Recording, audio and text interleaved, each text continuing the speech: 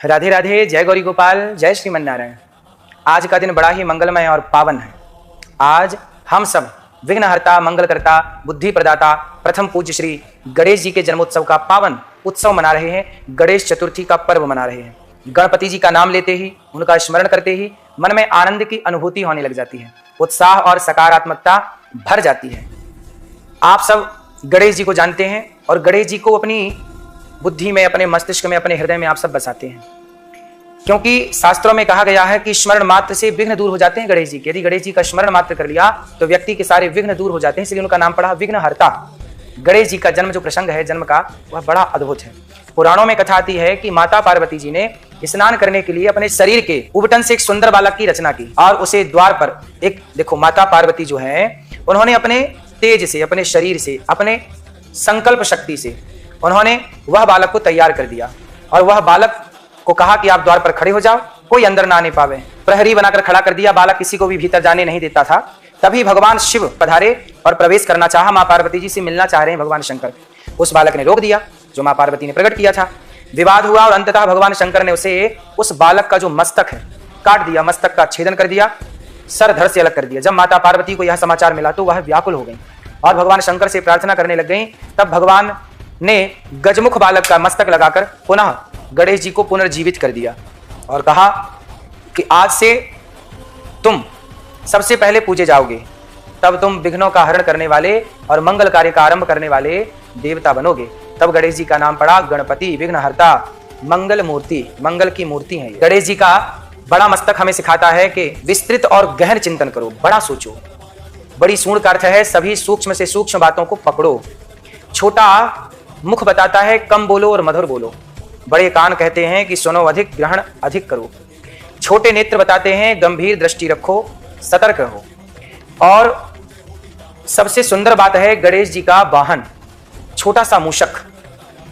यह हमें सिखाता है कि चाहे अहंकार कितना भी हो, अहंकार कितना भी बड़ा क्यों ना हो, ईश्वर उसे विनम्र बना ही देते हैं, उस अहंकार को नष्ट कर ही देते हैं। गणेश जी का जो वाहन है चूहा, गणेश जी बुद्धि के देवता हैं और चूहा जो है वह तर्क का प्रतीक है। बुद्धि हमेशा तर्क पर सवार होती है, इसलिए गणेश जी बुद्धि के देवता और चूहा तर्क का प्रतीक है। तो गणेश जी अर्थात बुद्धि, चूहा अर्थात तर्क पर, बुद्धि हमेशा तर्क पर सवार होती है, इसलिए बुद्धिमान तर्क करने वाला होता है, इसलिए गणेश जी चूहे पर विराजे हैं। गणेश चतुर्थी का महत्व है, इस दिन गणपति जी की प्रतिमा स्थापित कर 10 दिनों तक पूजन, आरती और भजन करना चाहिए। भगवान गणेश जी का, भगवान का ध्यान करना चाहिए। गणेश जी की पहली पूजा क्यों होती है? एक बार भगवान शंकर ने माता पार्वती ने कहा, हे कार्तिकेय जी और हे गणेश जी, जाओ पूरी पृथ्वी की परिक्रमा करके आओ।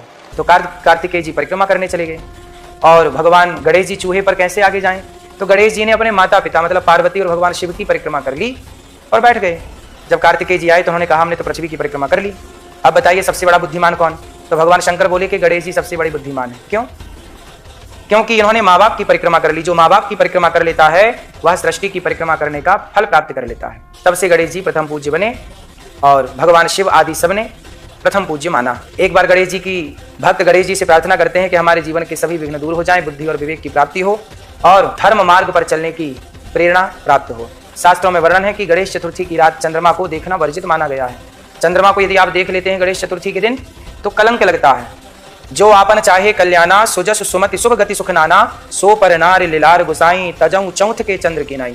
तो रामचरितमानस में भी चौथ के चंद्र की नाई, चौथ के चंद्रमा को त्यागने का वर्णन मिलता है, क्योंकि इसी दिन गणेश जी पर चंद्रमा ने उपहास किया था। चंद्रमा को श्राप क्यों दिया गणेश जी ने कि जो आज के दिन, चतुर्थी के दिन तुम्हें देखेगा चंद्रमा, वो कलंकित हो जाएगा, क्योंकि गणेश जी का उपहास कर दिया ना चंद्रमा जी ने। इसलिए आज के दिन से जो व्यक्ति चांद का दर्शन करेगा वो झूठा आरोप लगेगा, कलंकित होगा, ऐसा श्राप दिया। तभी से परंपरा चली कि इस दिन चांद देखने से बचा जाए। यदि गलती से देख लिया हो तो भगवान श्री कृष्ण के दूसरे और तीसरे विवाह की कथा सुनने से यह दोष समाप्त हो जाता है। स्यमंतक मणि की कथा सुन लो, समाप्त हो जाता है ये दोष। एक बार महर्षि वेदव्यास जी ने महाभारत की जब रचना करने के लिए बैठे तो वेदव्यास जी ने सोचा कि लिखेगा कौन, हम महाभारत के इस दिव्य महान ग्रंथ को लिखवाएं किससे। तो जब लिखवाने का निश्चय किया तो उन्होंने सोचा कि इतिहास इतना बड़ा है, ये ग्रंथ महाभारत का इतना बड़ा है, इसे लिखने के लिए किसी विशेष लेखक की जरूरत है, तो कौन इसे लिखेगा? तब व्यास जी ने गणेश जी से कहा कि हे गणेश जी, आप मेरे लिए यह महाकाव्य लिख दीजिए। तो गणेश जी मान तो गए, परंतु गणेश जी ने एक शर्त रखी कि कलम जब मैं लिखूंगा तो लिखते समय एक पल के लिए भी मैं रुकूंगा नहीं, और यदि रुक गया मैं तो वहीं बंद कर दूंगा। तब वेद व्यास जी ने कहा ठीक है, आपकी शर्त मैंने मान ली, पर आप भी मेरी एक शर्त मान लीजिए कि आप बिना अर्थ समझे कोई भी श्लोक नहीं लिखेंगे। इसलिए जहां वेद व्यास जी ठहरना चाहते थे, कुछ सोचना चाहते थे, तो एक कठिन श्लोक दे देते थे गणेश जी को, ताकि वो सोचने में उनको टाइम लग जाए और ये अपना सोच लें। तो गणेश जी हर श्लोक को समझ समझ के, उसका अर्थ समझ के लिखते थे। फिर क्या था, व्यास जी जब जब थोड़ा चाहते कि ये श्लोक थोड़ा और सोच लूं और कुछ अच्छा कर लूं, तो वो कठिन श्लोक बोल देते और गणेश जी उसका अर्थ करने में थोड़ा टाइम लगा लेते। इतने में महाभारत, इस तरह से महाभारत पूरा हुआ। तो वेद व्यास जी कहते गए, गणपति बप्पा महाभारत को लिखते गए। तो संदेश बच्चों के लिए है कि धैर्य से, बुद्धि से कोई भी बड़ा काम किया जा सकता है। आप बड़े बन सकते हैं, अपने विचारों को बड़ा कर सकते हैं। गणेश जी जब लिख रहे थे महाभारत, तो हर श्लोक को वो समझ समझ के लिख रहे थे। इसका मतलब ये है कि आप कोई भी काम करिए, आपके लिए मैसेज है, कोई भी आप काम करिए तो समझ करके करिए। किसी ने क्या कहा कोई बात नहीं, आप क्या कहने जा रहे हैं। किसी ने क्या देखा कोई बात नहीं, आप क्या देखने जा रहे हैं। इसलिए कोई क्या कर रहा है इससे आपको फर्क नहीं पड़ना चाहिए, आप क्या कर रहे हैं। इसलिए आप समझ करके करें, देख करके करें कि जो आप कर रहे हैं वो सही है या गलत है।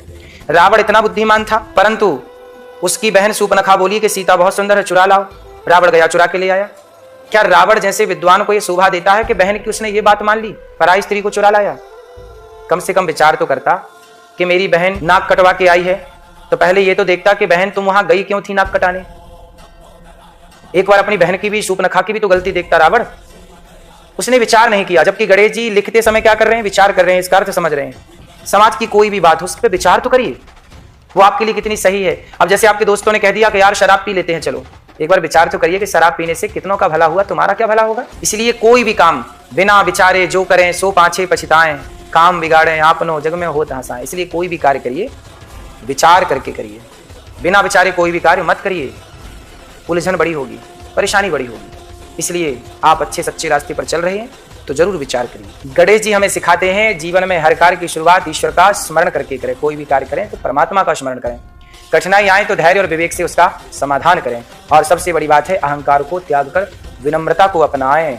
तो आइए इस पावन पर्व पर हम सब मिलकर के प्रार्थना करें कि हे गणपति बप्पा, हमारे जीवन से सभी विघ्न दूर करो, सद्बुद्धि दो और समाज में धर्म सेवा व प्रेम की ज्योति जलाए रखो। गणपति बप्पा मोरया, मंगल मूर्ति मोरया। आप सबको गणेश चतुर्थी की बहुत बहुत शुभकामनाएं। भगवान गणेश जी सदा आप पर और आपके परिवार पर कृपा करुणा बनाए रखें और बरसाते रहें। यही ईश्वर से मंगल कामना है कि आप सुखी स्वस्थ रहें। और गणेश जी बहुत कुछ सिखाते हैं। गणेश जी को लड्डू का भोग लगता है। लड्डू अनेक दानों से मिलकर बना होता है।